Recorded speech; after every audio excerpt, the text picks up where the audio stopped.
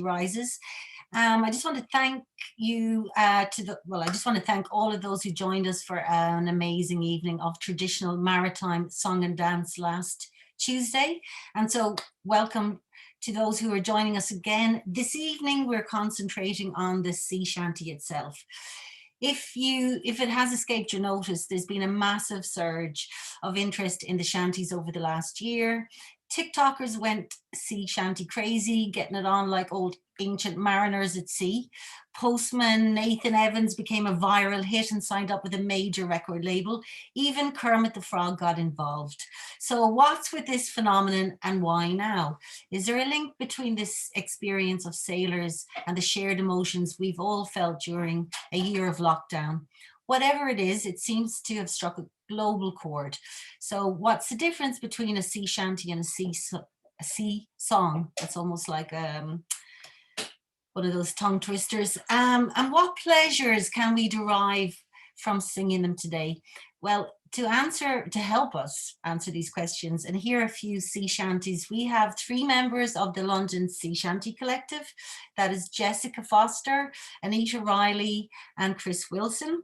And also joining us is I was going to say detective, but not detective, Dr. Jessica Floyd, Associate Professor of English at the Community College, Baltimore County. Thanks all for joining me this evening. Just before we start, to our audience, please feel free to add your comments. If you have any specific questions for our panelists, put them in the Q&A, but feel free to comment along the side as we go. To kick off, before we talk to anyone, we're going to see a little clip of the London Sea Shanty Collective. That's just to give us a flavour of what they're all about. So as soon as you're ready, Shahira, can we have that? Thank you.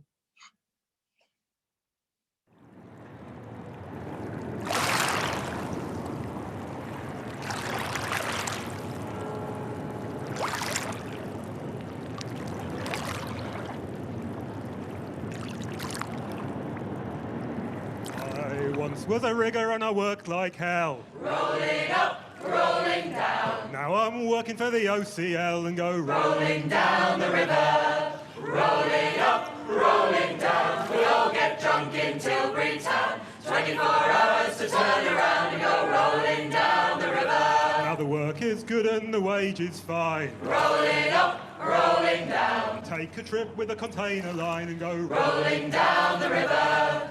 Rolling up, rolling down. We'll all get drunk in Tilbury Town. 24 hours to turn around and go rolling down the river. Now the cargo comes in TEUs. Rolling up, rolling down. 20-foot box boys filled with booze to go rolling down the river.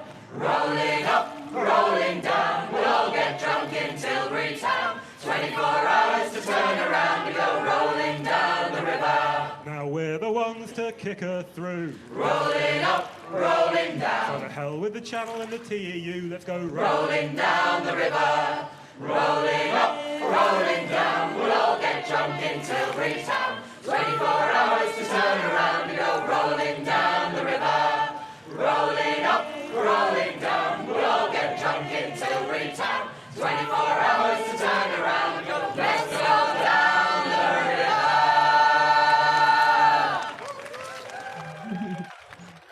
Great stuff. Okay, so just before I go over to Dr. Jessica Floyd, I just want to ask all of you, what's the appeal of sea shanties? Jessica Floyd, do you want to go first? Sure. So do you want me to talk a little bit about what drew me to shanties, or you want to talk about what I think is happening right now? Yeah, just a quick one for you all. What do you think the appeal is right now, or just what the appeal is generally? Sure, yeah. So I think in terms of right now, I mean, we've been living in a situation of complete social isolation, right? I have a slide to talk about this in a little bit more detail, but I think the shanty is it's a release valve for felt tensions, right?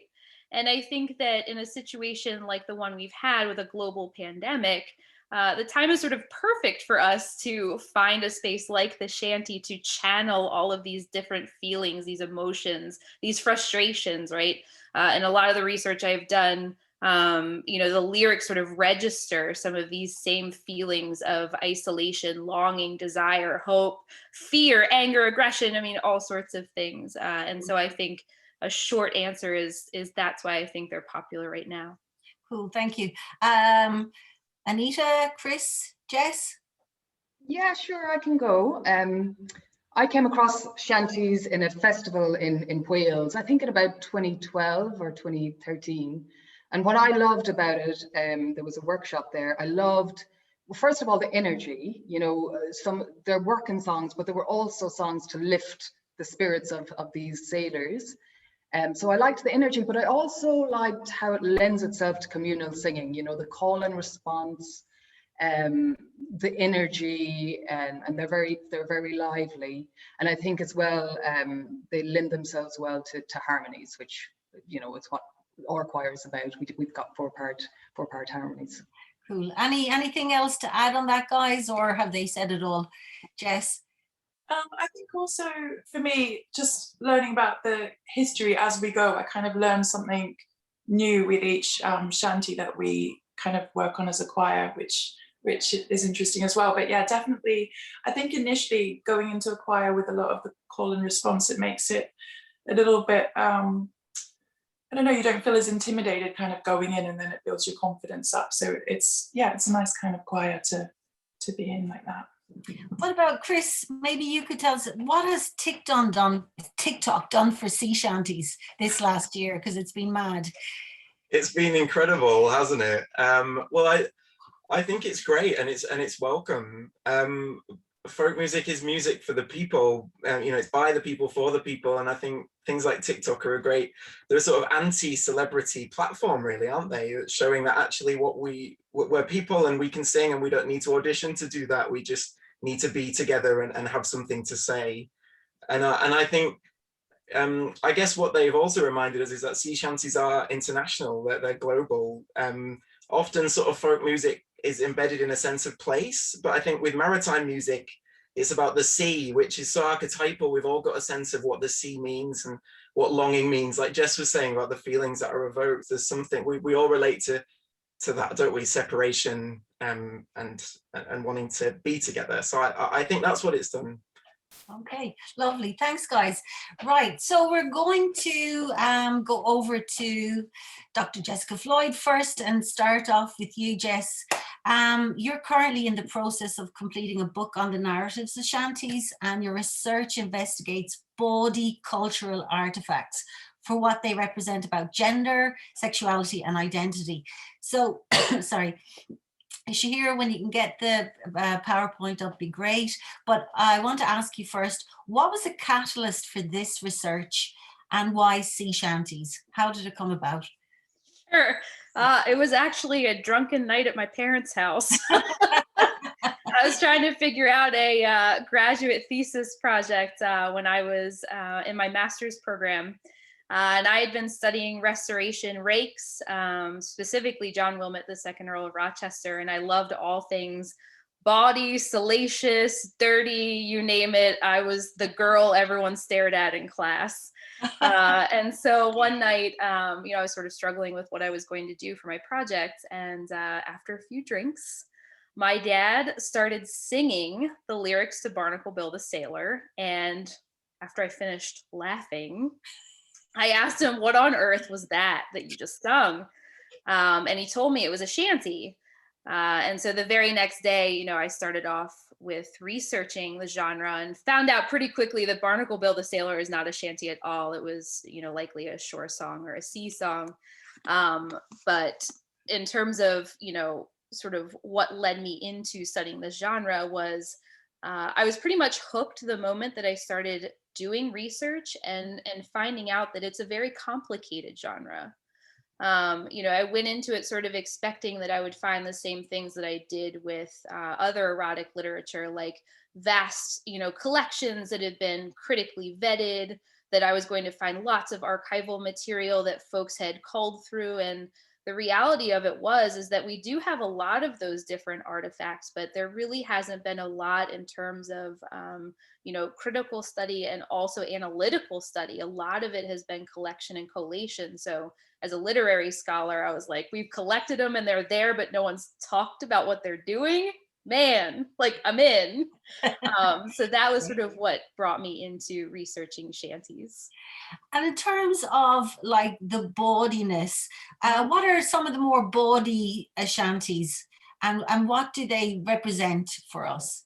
Sure. Yeah. So, that question is sort of complicated because we have, on the one hand, a lot of collected examples of shanties and published texts that, collectors have said that the original lyrics were super bawdy, but the reality was that because of censorship laws, they couldn't print them.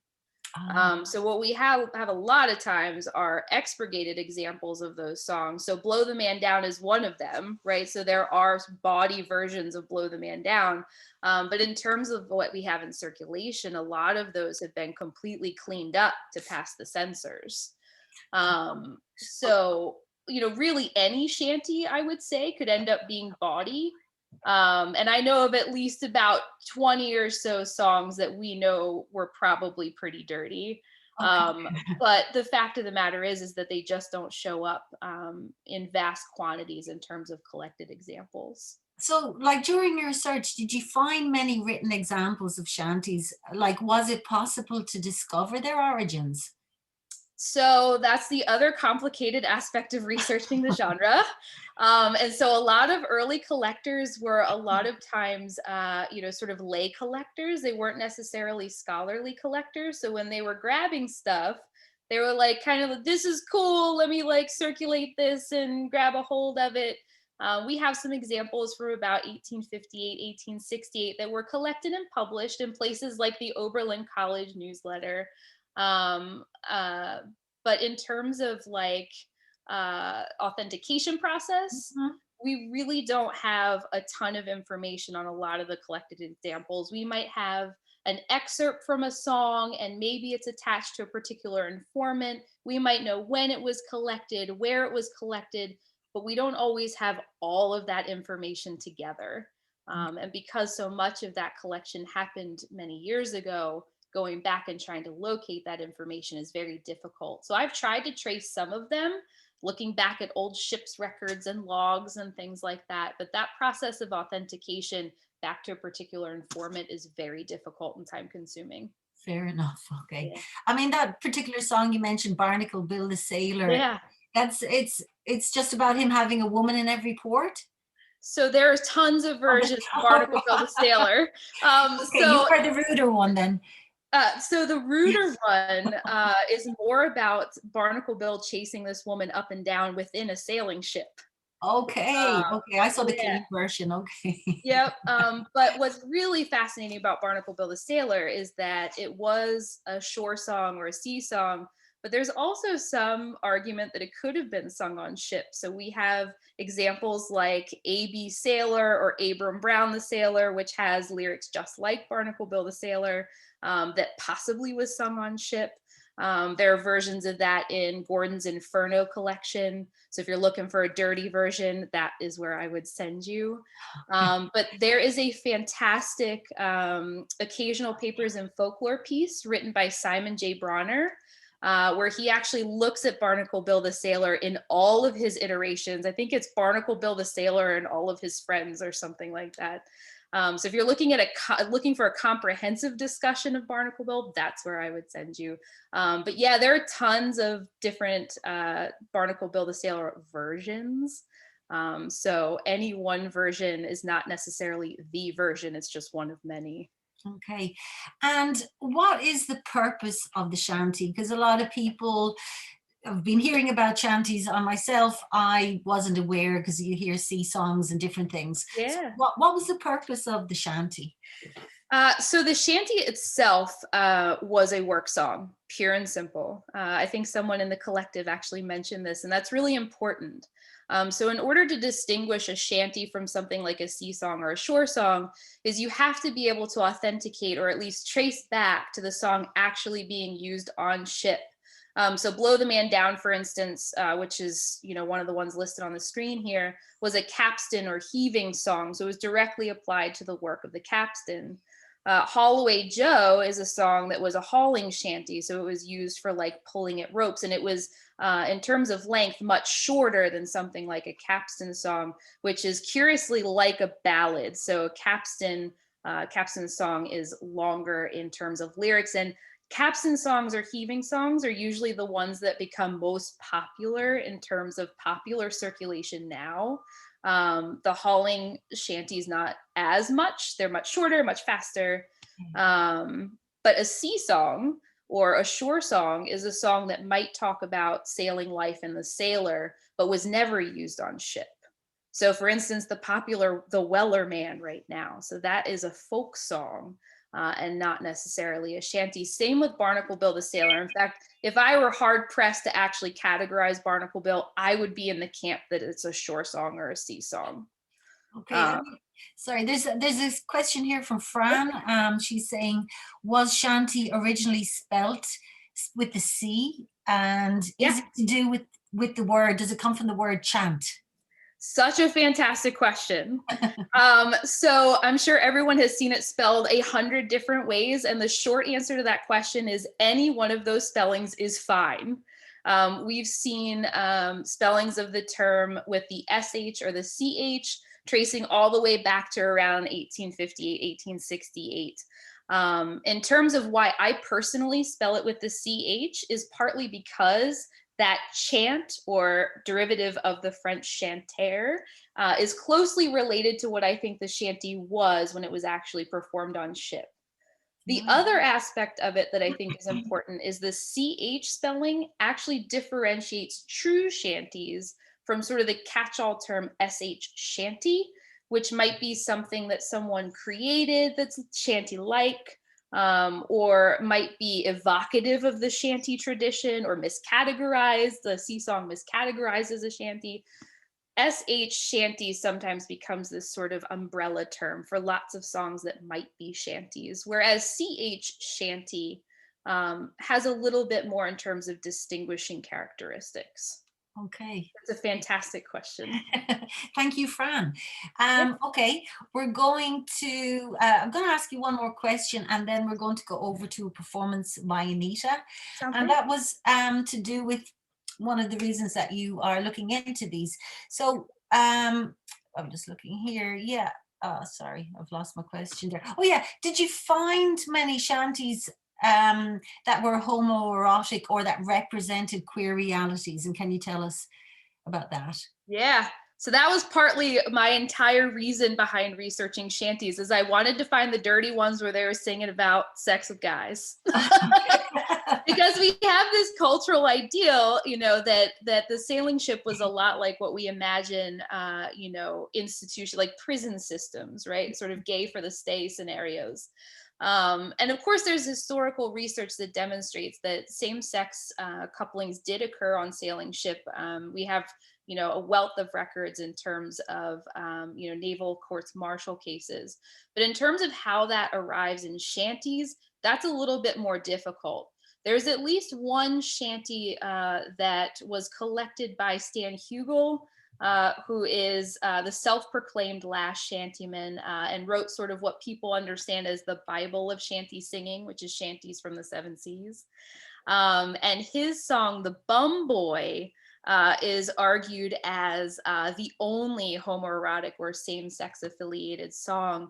But in terms of the analyses that I do, I like to queer everything. And so if it's a collected shanty tune, I like to look at it based on the potential queer underpinning. So I like to use Sarah Ahmed, whose queer phenomenology is a fantastic text to see things slantwise. That's what she says. And so I like to think that there are pockets of admission that demonstrate a continuum of sexuality on sailing ship that is not necessarily categorical. It's more pleasure driven. Okay, good answer. So, right, from there, we're going to go over to Anita, and Anita is going to sing for us Shallow Brown. So when you're ready, Anita.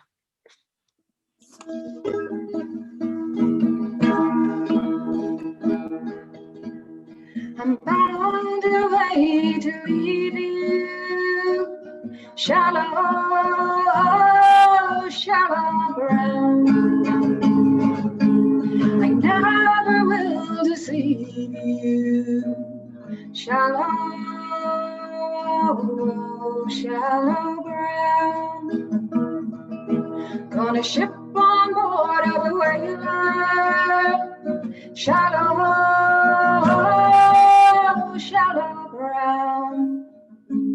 Although I am no sailor, shallow, shallow ground.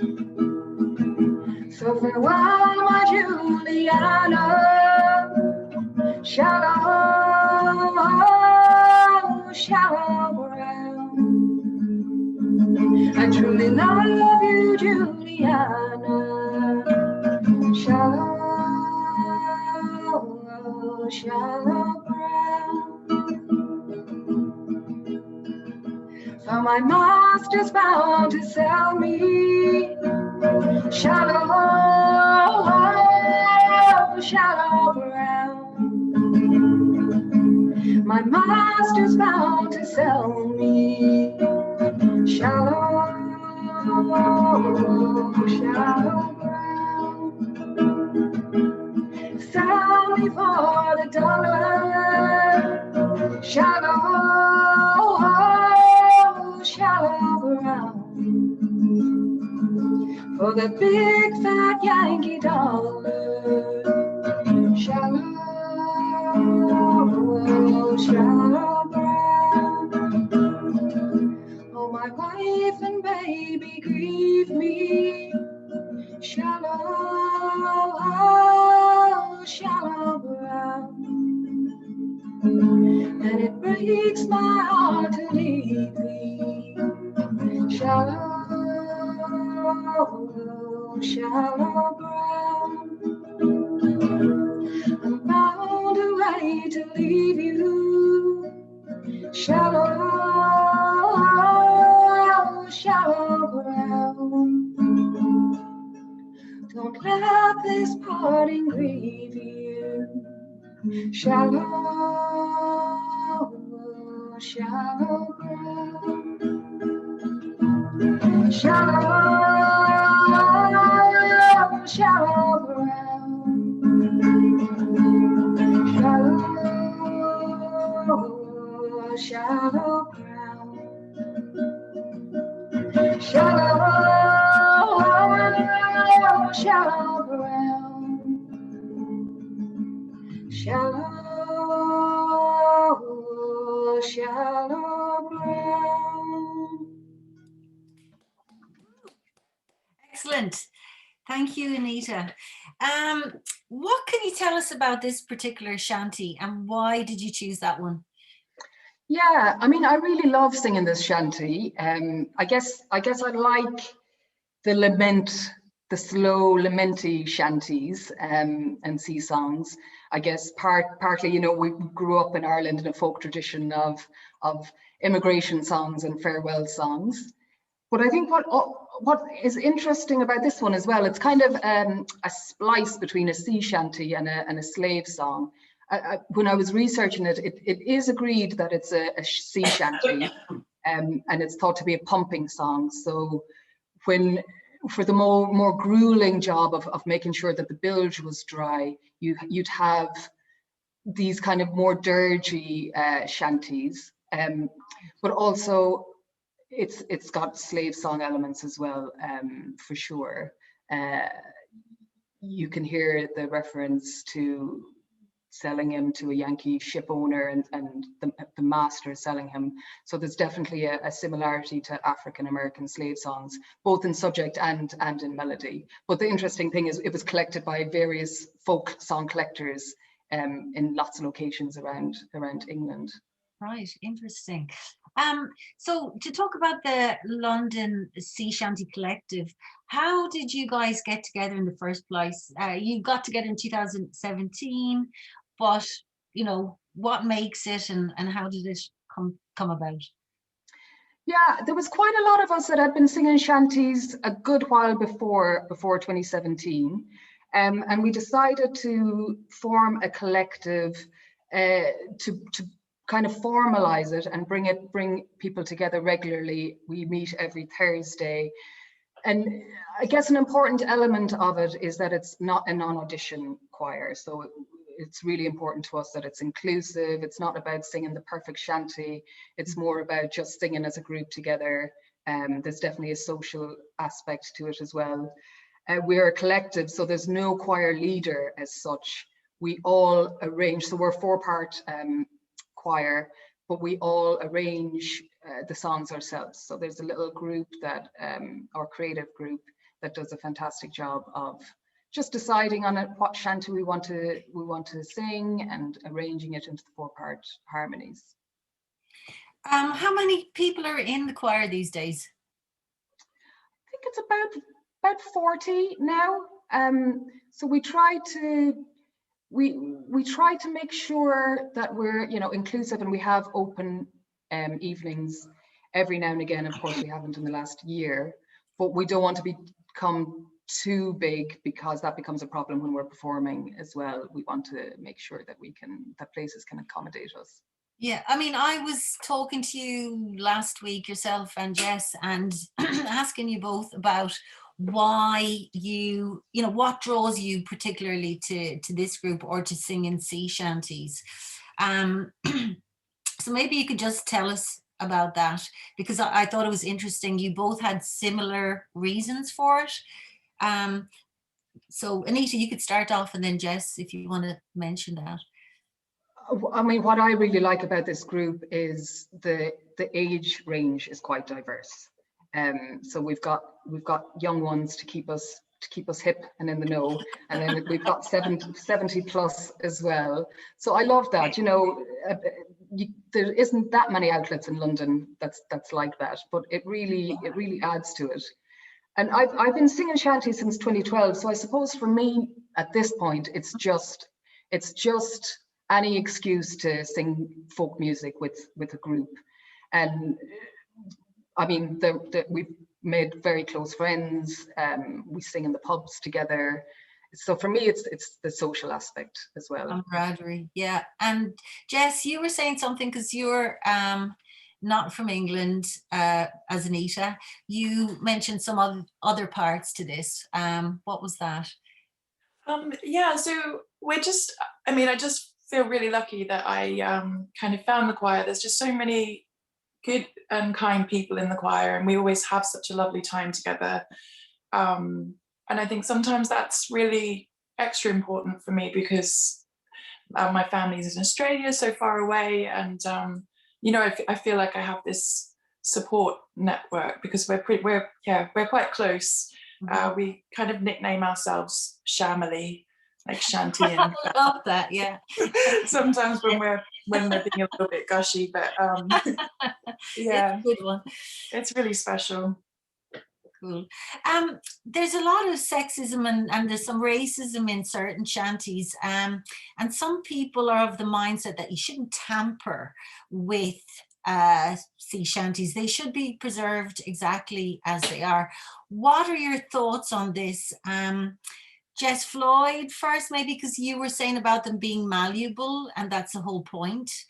What would you say on that?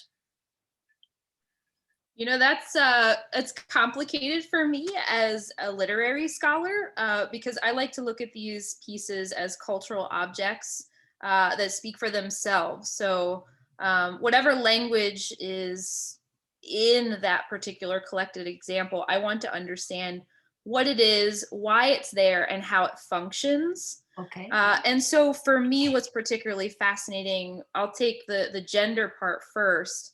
I'm fascinated by gender hierarchy. I'm fascinated by how hegemony makes its way into collected examples, and how we can trace history of gender through work songs like that. And shanties are a part of a longer tradition of work songs. So how is it that men deal with complicated questions of gender and sexuality in spaces like collective song? And what does that mean? And so in terms of gender and sexuality, I certainly think it's important to keep those materials as they are as a researcher. In terms of race, I'm particularly fascinated by that question because there is a fair amount of research to demonstrate that, you know, a lot of shanties are traced back to African American work songs. We talked a little bit about it. It's traced back to the Caribbean. Ships in the early modern era were mixed race crews. Jeffrey Bolster actually wrote a really fantastic text on Black men at sea. It's called Black Jacks. And it talks about, the relationship between and among sailors from different races on sailing ships. And, you know, what I think is fascinating is clashing the language that arrives in shanties with that historical reality that shanties might have been primarily sung by African American man. Gibb Schreffler, who's an ethnomusicologist, says that, a African American man was likely the shanty man on ship. And so I'm fascinated that there is this sort of overt racism in a lot of collected texts, but there is also this clash of, African Americans actually reproducing the genre. So the question for me becomes, does that racism happen because white men were the ones who were singing it and collecting those songs primarily? And does that then represent, a sort of inherent racism in that cosmopolitan world? Or is it, purely keeping the tradition as it was sung even within and among African American singers? But as a researcher, my stance is to leave them as they are, not to change them, so that we can look at them as those sort of examples in amber to represent, culture of a time. Yeah. So. What about you guys, as people who do take shanties and change them up and have adapted them? How do you feel? Do you think that they should, it's fine to have the original, but it's good to change them up? Chris or Anita? Yeah, I think so. I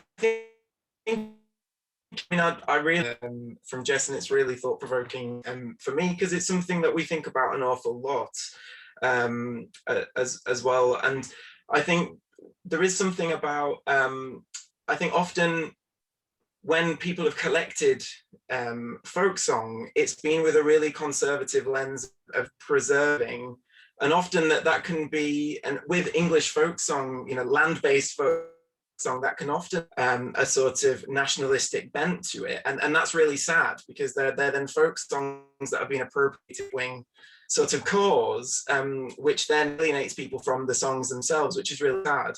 And I suppose what with maritime songs, I think it's really important that we absolutely honor the history of them, but they can be adapted over time, because we don't want to preserve anything in aspect, because that's how people earn songs, by adding to them, by contributing to the story. I think when one thing we really want is for our choir to be as diverse as it can be, and often we wonder whether the barrier is that people aren't seeing their stories represented in folk songs, and we want to invite people to add their stories. We want to hear those stories. If they're not there, then own them, help shape the landscape as well. Great. I think actually, Chris, we're going to hear a few verses from you next, and we go back to Jess again. And this is from a few courses from the Earl de Grey, and it's a folk opera written by yourself. That's right. Yeah, with support from people in the choir too. Okay, take it away, and then we'll have a chat about it afterwards, and we'll see a little trailer. Brilliant. Thanks, Chris. Okay, great. So this is title song Earl de Grey, which is about the house ill repute, and that also has a sort of queer history too. So yeah, okay.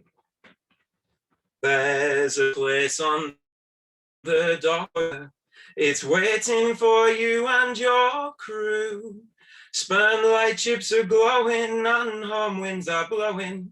Now find you a sweetheart anew. They call it the Earl, the Earl, the Earl. They call it the Elder Grey.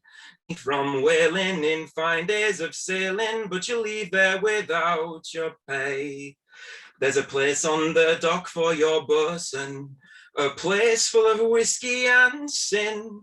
For the price of a porter, old Molly or her daughter will heartily welcome you in.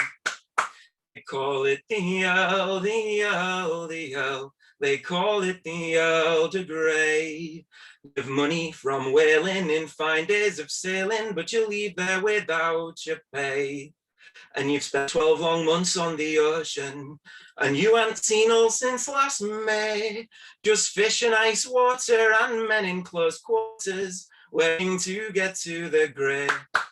They call it the Earl, the Earl, the Earl. They call it the Elder Grey.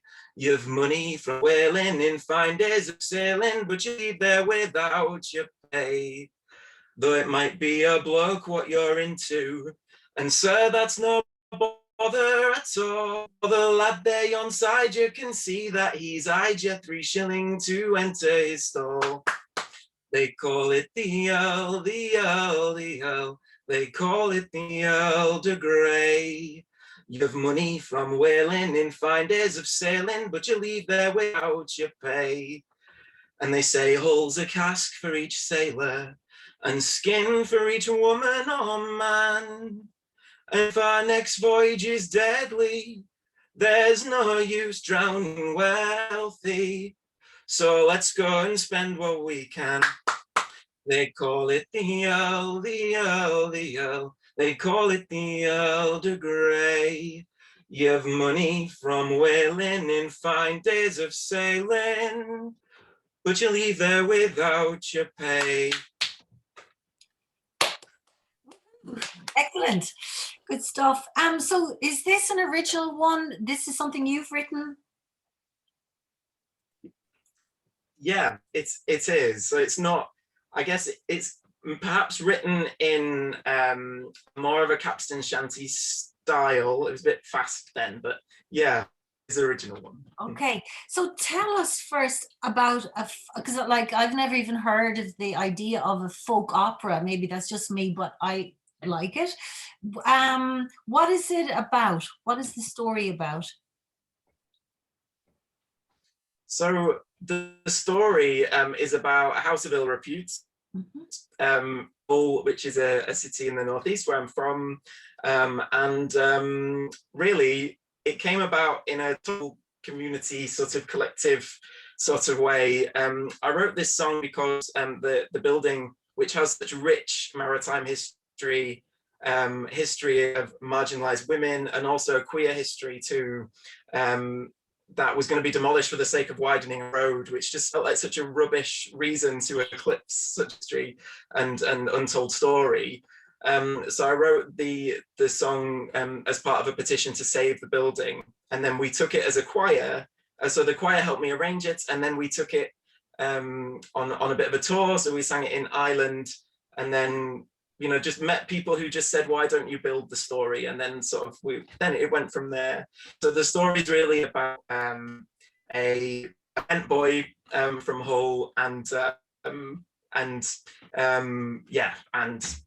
there's a sailor who is somehow involved with this rent boy, and it's about the Hessel Road fishing community, which was a very specific community that had very strict superstition that guided their daily practice as well, and that community is pretty much lost now, so to honor that too. Excellent.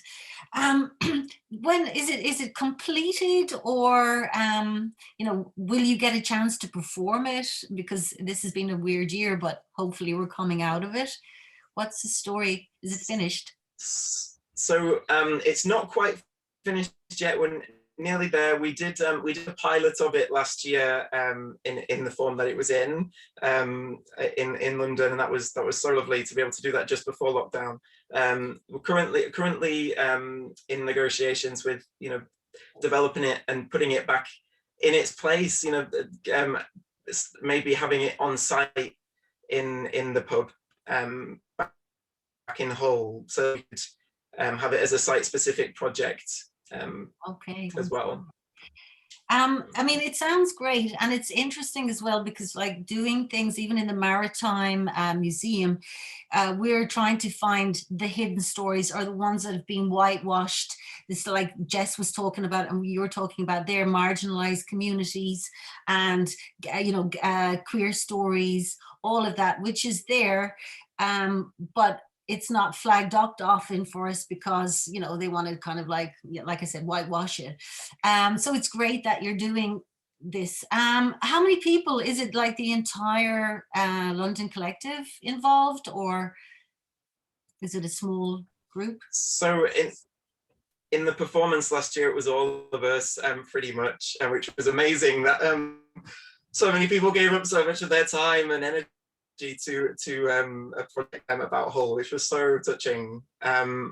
Yeah, so currently it's a smaller project at the moment, just to refine some things, and then it will be opened up again. Okay, Yeah. great stuff. Do you think the spotlight on shanties has also affected, like, the folk music scene in general, for people to start looking at more folk music, or do you think it has had any effect at all in the last year?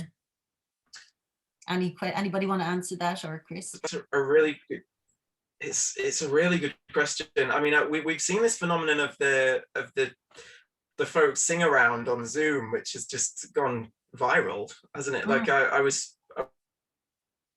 joined a New York way. I wouldn't have had that opportunity before. So I guess people are able to make links that they didn't have before. Right. So I think there is something that's happening despite how disconnected we are. Yeah. Cool. I don't know what other people think.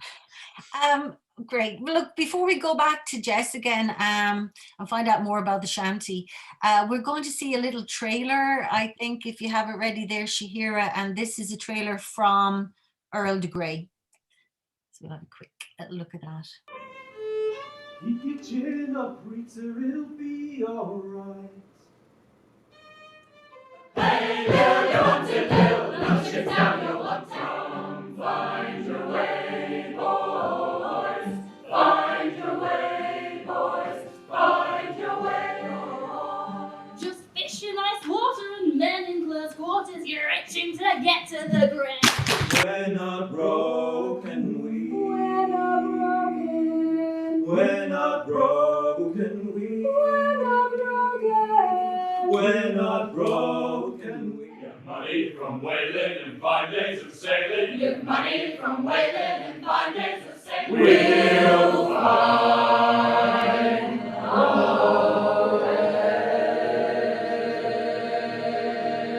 They call it the L, they call it the Earl de Grey.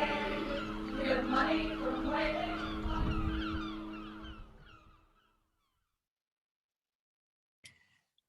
Great, thank you. Okay, Jess, at the start we were talking about why shanties are making a comeback, and you mentioned isolation, unrest, but some of the things that you've said to me when we've had a chat before, I hadn't thought about.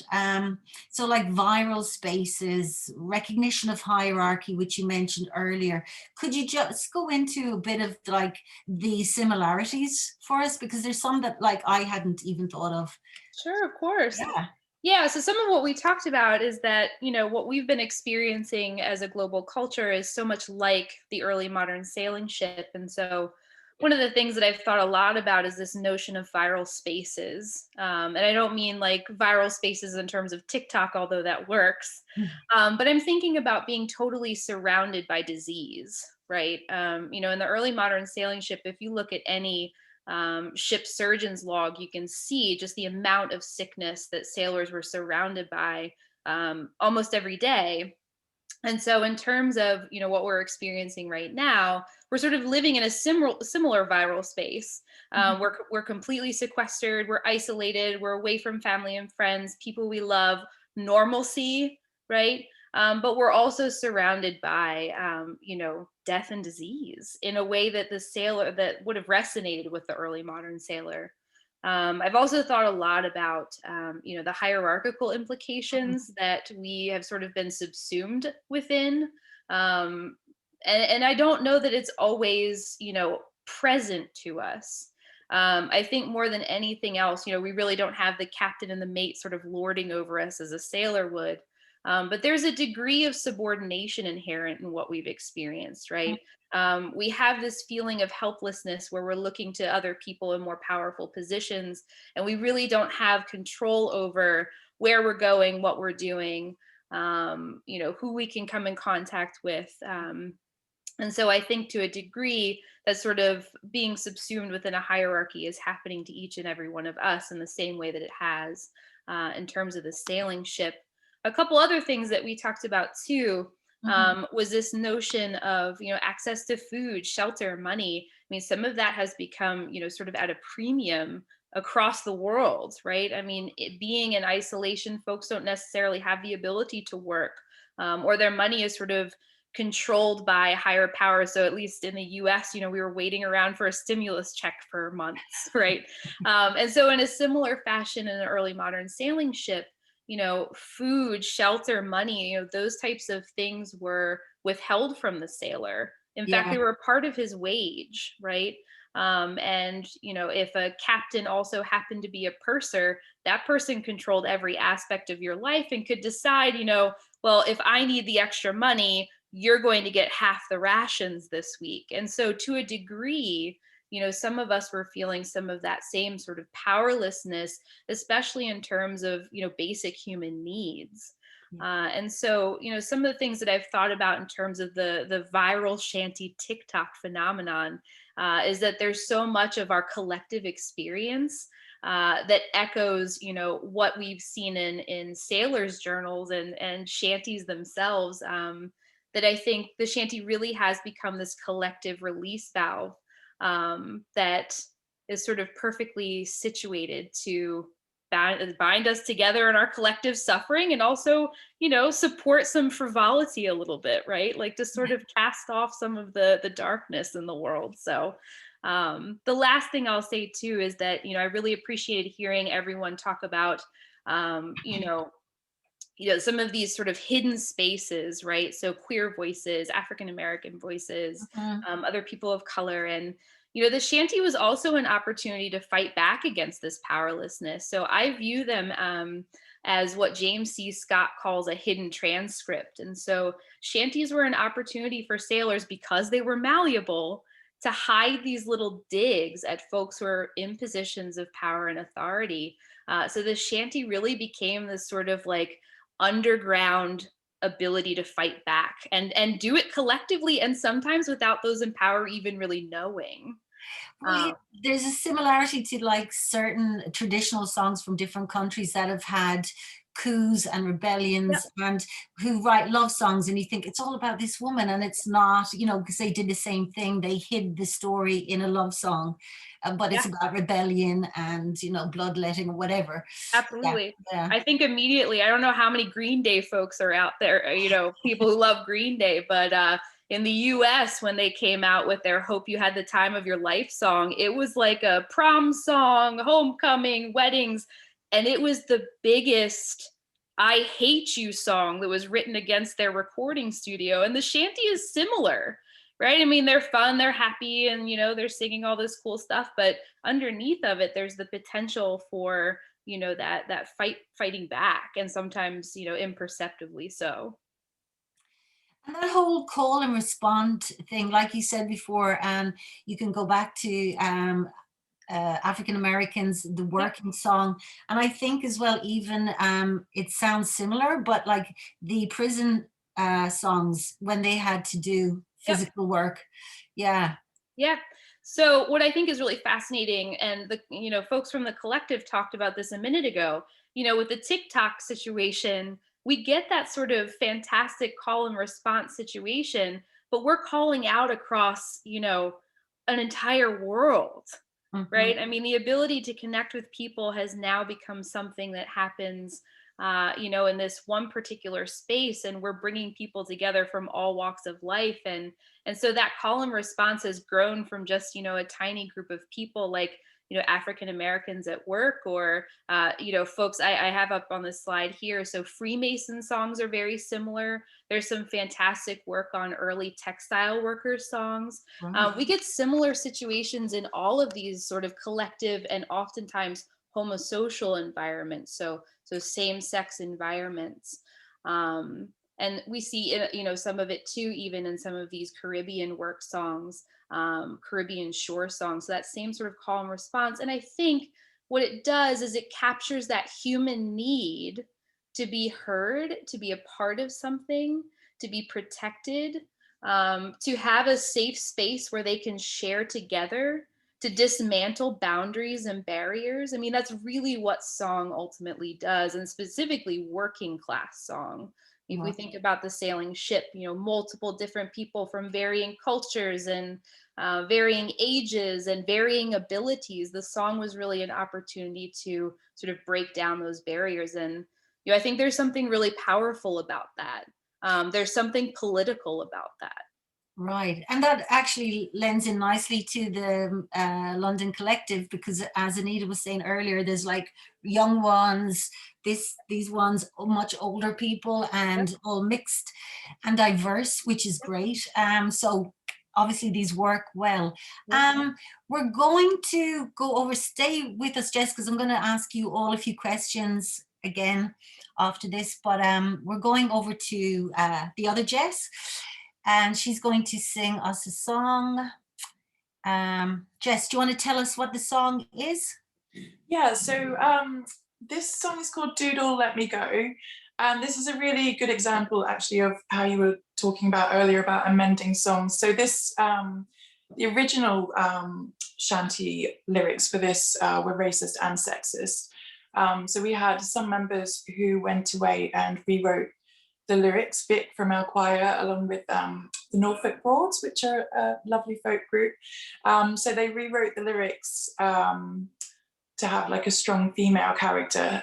They were inspired from true stories. I think there were some books going around choir at the time, The China Run, which is a story of Christiane West, who became a skipper when she was 20. And then the Girl Before the Mast, about an apprentice sailor, kind of, you know, and her story of what it's like to kind of be working in a male like kind of environment and the hardships there. So that, yeah, they were inspired by that, and they rewrote these lyrics, and it's now one of our favorite songs to sing. Great stuff. Okay, away you go when you're ready. Okay. First I told me ma and pa I couldn't stay at home. Hoorah, me skipper girls, doodle let me go. They locked me in my room and then they left me there alone. Hoorah, me skipper girls, doodle let me go. I broke out of the truck, me boys, and headed for the coast. Hoorah, me skipper girls, doodle let me go. I cut me gorgeous locks on, found more breeches and a coat. Hoorah, me skipper girls, doodle let me go. Doodle let me go, me girls, doodle let me go. Hoorah, me skipper girls, doodle let me go. Doodle let me go, me girls, doodle let me go. Hoorah, me skipper girls, doodle let me go. I jumped aboard a sailing ship bound for Callio. Hoorah, me skipper girls, doodle let me go. I hauled until my fingers bled as good as any Joe. Hoorah, me skipper girls, doodle let me go. I done me duty like a man, did reef and steer and sew. Hoorah, me skipper girls, doodle let me go. I worked me butt off like the rest, the captain didn't know. Hoorah, me skipper girls, doodle let me go. Doodle let me go, me girls, doodle let me go. Hoorah, me skipper girls, doodle let me go. Doodle let me go, me girls, doodle let me go. Hoorah, me skipper girls, doodle let me go. And when we landed on the docks ashore, the men did go. Hoorah, me skipper girls, doodle let me go. I followed them to Sailor Town and searched both high and low. Hurrah, me skipper girls, doodle let me go. I drew a crew of lasses bold, and on board them did stow. Hurrah, me skipper girls, doodle let me go. We hauled aboard the anchor and a sailing we did go. Hurrah, me skipper girls, doodle let me go. Doodle let me go, me girls, doodle let me go. Hurrah, me skipper girls, doodle let me go. Doodle let me go, me girls, doodle let me go. Hurrah, me skipper girls, doodle let me go. Now we sail the seven seas with not a man to show. Hurrah, me skipper girls, doodle let me go. What matters is the job at hand, not what we got below. Hurrah, me skipper girls, doodle let me go. Doodle let me go, me girls, doodle let me go. Hurrah, me skipper girls, doodle let me go. Doodle let me go, me girls, doodle let me go. Hurrah, me skipper girls, doodle let me go. Hey, lovely. And I can see there as well, because you said it was the lyrics were changed. And as we know from just like looking into any bit of history, maritime history, there's so many women that dressed as men or got on board in some way and did the whole thing. So that's a really nice representation. I like the change in that too. It's great. If I can, we were going to show Haul Away, but I'm aware that the time is kind of like slipping by us really fast. So what I want to do is first just go around to all the panel and ask you a few more questions. I'll check on the chat as well. Somebody did mention, oops, where is it? Something, oh crumbs, I can't read that now. Let's have a look. Come on. I think you mentioned it though, Jess. Floyd already mentioned it about Stan, what was his name? Hugo. Yeah, that's the guy. Yeah, someone said, why haven't you mentioned him? But you had. Yeah. And he is, who is he again? So he is the self-proclaimed last shantyman and wrote what most folks consider the Bible of shanty singing, which is shanties from the seven seas. Grand, thank you. Right, so let's have a look at a few other questions. I wanted to ask everyone actually in the panel, what is your favorite shanty and why? Okay, so I'm going to go across the screen. Jess, Floyd, you're first. And then Jess is... Probably Blow the Man Down. Blow the Man Down. Yeah, we had it up on the slide earlier. Why that particular one? Because there are so many different versions. It's actually been called the shanty that is Legion, because there are so many versions. So there's a wealth that can be done with it. And actually, I know this is your research, your personal interest in what you do, what you've studied. Do you sing along to shanties yourself? Do you go out and have a few drinks and sing? You don't. I'm terrible at it, although you can catch me singing the dirty ones to my nephews when they're trying to sleep, much to my sister's chagrin. Oh no, you're the kind of auntie they need. So, right, and Jess, the other Jess, what's your favorite shanty? I think you just probably sang it. Yeah, that is one of them. It is really hard to choose. And then I also I've got a soft spot for some of like the slower, more lamenty ones. But I think one that I do really love to sing is the Old Moat, which I think is a railroad shanty. But it's got this kind of like fast beat and this like energy, and it kind of gets faster and faster. And I know when I've sung it with like the choir, we've had a few drinks, and then we end up kind of like doing foot stomping and dancing, and it's just like really fun and energetic. Yeah, so I guess that's a favorite. Brilliant. Anita, what about yourself? I do, for singing, I do like singing the slow ones. I think it's partly been brought up on like sad ballad Irish folk songs about immigration and famine. Yeah. But one of my favorite is Lowlands. I really love. I think it's beautiful, really beautiful. Is that one of those slower ones? Yeah. Sadder. Okay, great when you're tired and emotional of an evening. I'd say you can get really into them. Yeah, we have good sing songs, and you know, we get livened up when we're drinking pints with the lively ones, and then you know we wind down, have the last little whiskey of the night, and sing the slower ones. Plus Anita has got a really beautiful voice for those types of songs as well. She sings them really nicely.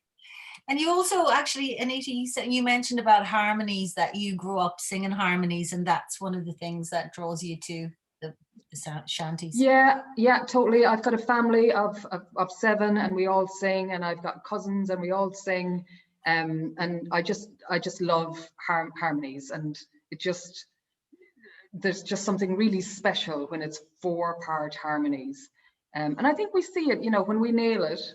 At a gig, you can see it, the crowd really responding and liking it. Chris, what about yourself? What's your favorite? One of your own, or? No, so I think I do like the lamenty ones too. But we're a depressive crowd, aren't we? Lowlands is up there for me, but yeah, I guess it's not a shanty, really, but yeah, but a shanty. I like a bit of Santiana. That gets the party started. What's that one? What is it? What's the particular one you mentioned? Santiana. Okay. Yeah, so it's quite a fast-paced one. Yeah, story of quite an unpleasant guy, I guess. So that's quite a lot. But yeah, it's a bit of a rip-roaring one. One shanty singer I read an article on recently said that the lyrics are some of the least important things about shanties. Jessica, you might not agree with that, but it's more about the rhythm and joy you get from harmonizing with a group of people. Agree or disagree? Anyone? That's definitely a big part of it. But then obviously for us, the lyrics are important when they're, you know, yeah. But yeah, no, there's definitely the joy. There's definitely something special about the joy and the togetherness that like singing shanties together brings. And yeah. Well, what would you say are the main narratives of the shanty? Like, if is there 4 or 5 main narratives of shanties, or there's more? Who wants to say? That's Anyone funny, jump in? isn't it? I think is it like Sailor leaving his wife or his girlfriend? That's a narrative. Or go on, Chris. Drinking, yeah. Going home, working really hard. Right. Yeah. Dying at sea, literally like the ship down. Cool. I'm gonna have a look. Here I could see there's another question here. Let's have a look. Please, can we afterwards an email the details of the books referred to? So that might have been a book that Jess was talking about. China Tied to the Mast sounds extremely interesting. If you want to type in the book that you mentioned, Jess, into the chat. Or... Sure, yeah. So actually the tie to the capstan, that was an article that I believe was read at the Mystic Seaport Museum. But in terms of the other book that I referenced, which is a critical investigation of shanties, I can type that one into the chat. Oh, excellent. Thank you. One from Michael says, love to the London Sea Shanty Collective. When is the next gig? And can you even say at this stage? We're not entirely sure when our next gig is. We're hoping that we're going to be able to get back together in real life, hopefully in May or June. We're just waiting for like the government guidelines. I mean, we've been meeting every week via Zoom, but it just hasn't. And so we've still gotten to kind of catch up and sing, but it hasn't been quite the same.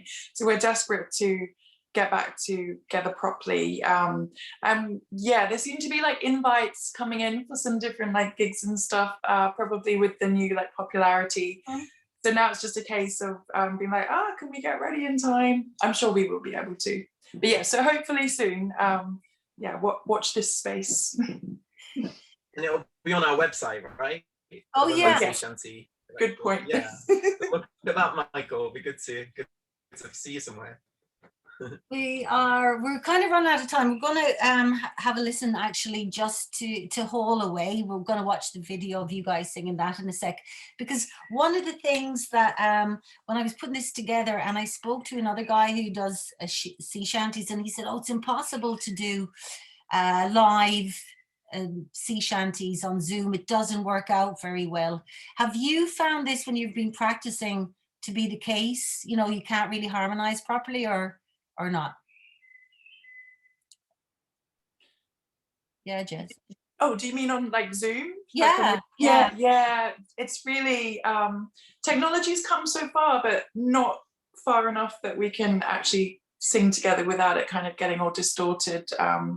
So we've had to just basically we've had to do what we've been doing tonight, and kind of just sing solos at each other, and then everybody else has kind of muted themselves singing along. So yeah, that's what I mean about it not being quite the same. And also we haven't really been able to do our choir justice tonight by you not hearing like all of the great harmonies and stuff. But yeah, it's been different, but we're almost through it.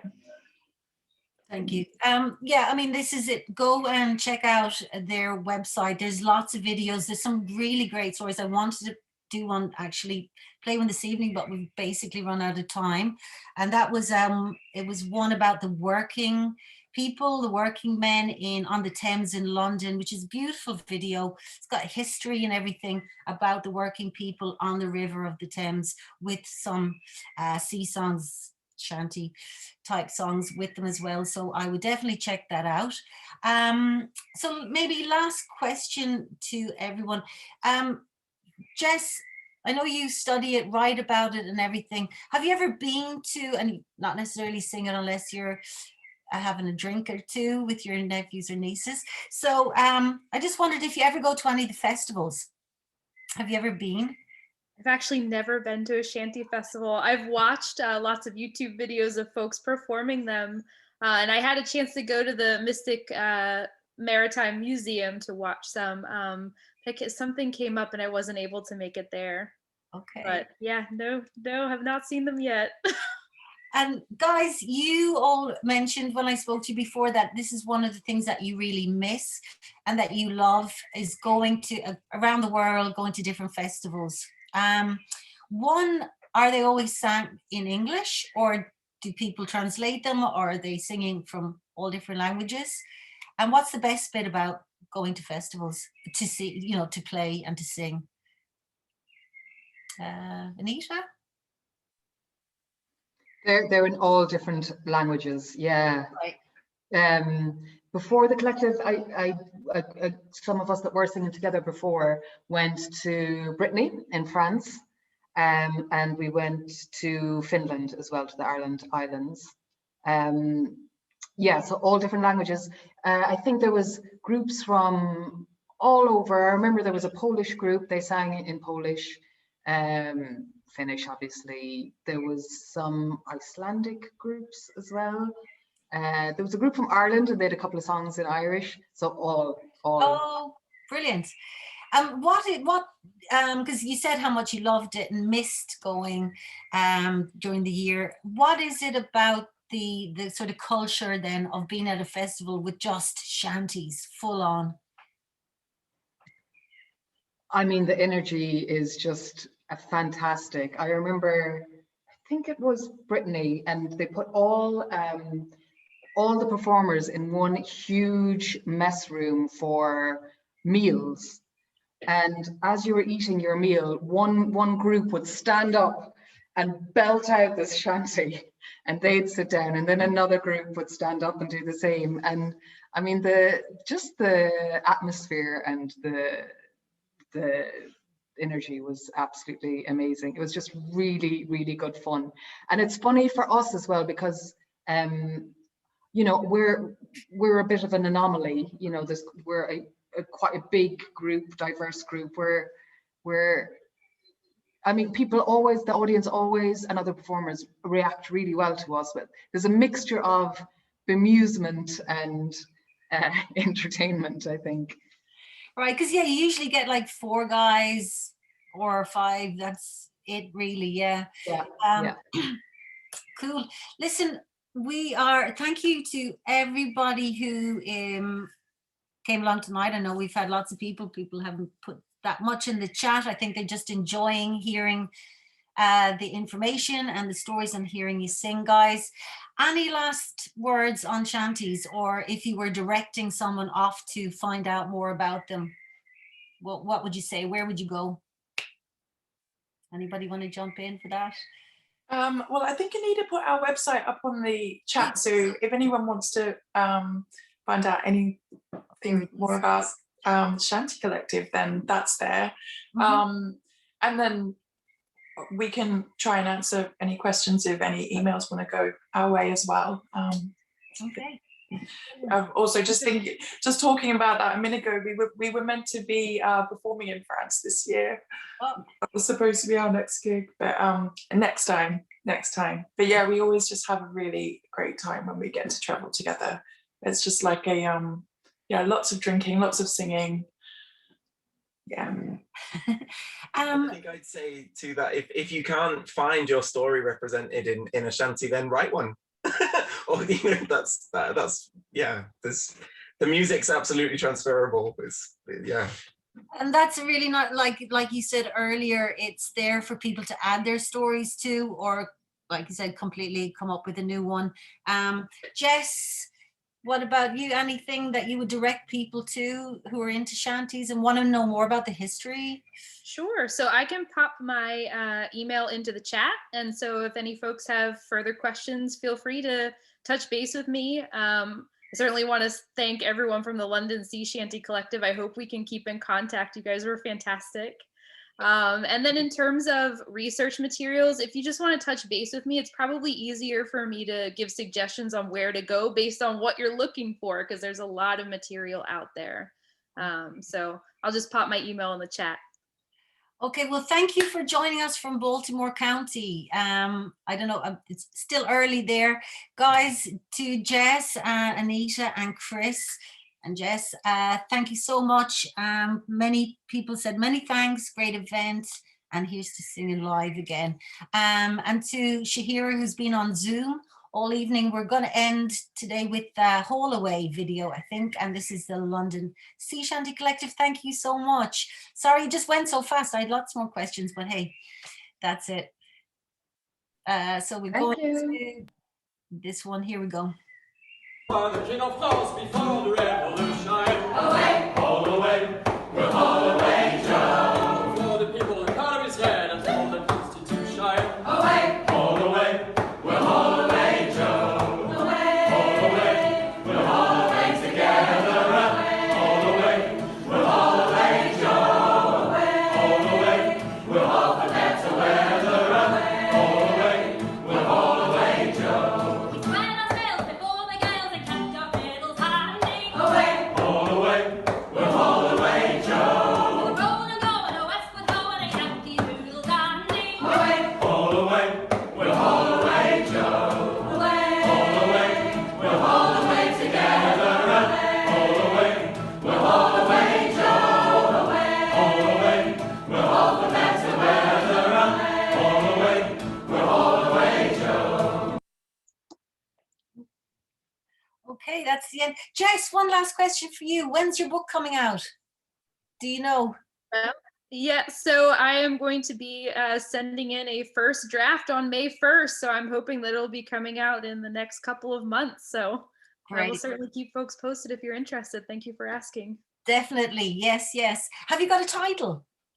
Yes, so it's Cabin Boys, Milkmaids, and Rough Seas. Okay. Listen, good luck with that. I love Thank the you. sound of it. I'm going to check it out. And again, thank you everybody for this evening. Hope you enjoyed yourselves.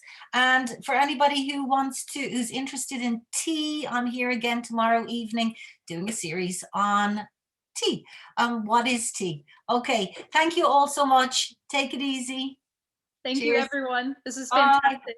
Great. Thank you. Thanks. Bye. Thank you. Bye.